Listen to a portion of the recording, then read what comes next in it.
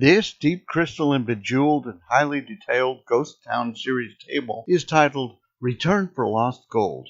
This is how it was made. First, a 48 by 17 inch wood blank was pre-coated with matte black and placed on a work surface for careful arrangement from small to medium log slices. Slices ranged from hackberry to oak, mulberry, even some desert ironwood. Half slices were placed around the edge to form a border, sanded slightly flat where they touched each other. Then all the slices were glued down, leaving an open area in which a swatch of black ripstop nylon fabric was glued. When this dried, we began composition of the individual scene components. The 7-inch full moon is an astronomical photo reproduced on luminescent plastic, backed with paper and applied to black nylon substrate with spray contact cement. Over the nylon, we used 4 pounds black sand to both surround the slices and fill in the edges of the ground and sky.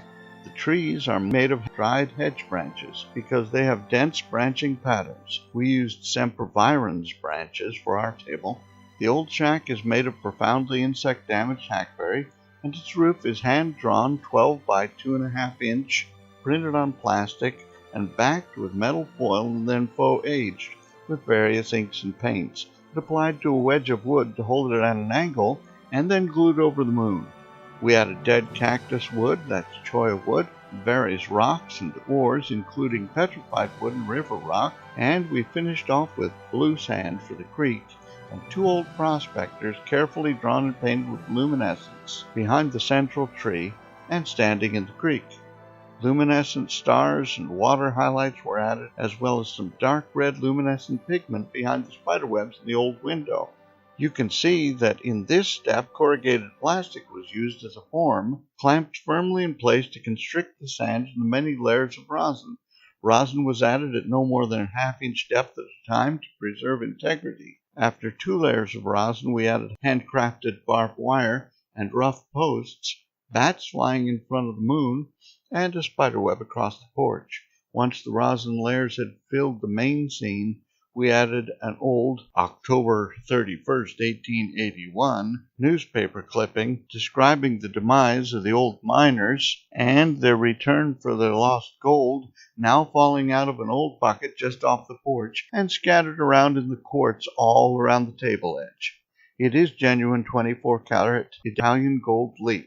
Thirdly, a special challenge for this table was the Ghost Town wood edging. We built 2 8-foot-long silicone foil-lined channels on outdoor workbenches. The channels were first lined with metal mesh, and then very fine concrete mix was poured in atop the mesh, into which the damaged old wood was pushed, followed by rosin layers to eliminate bubbling from the old wood and extreme low spots. This required many passes with a heat gun before the rosins set. When our rosin pores were cured, we carefully pried the mold apart and coarse sanded the edging, slightly beveling the edges prior to fitting and gluing this deep plastic edging to the table scene. The Black Forest Artisan logo was added at this step, and the edges were decorated with maple veneer.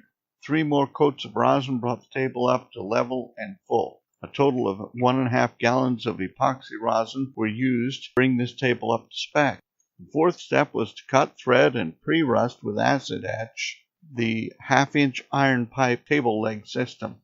The final result is an eerie, beautiful, and striking 3D ghost town scene in an awesome foyer table.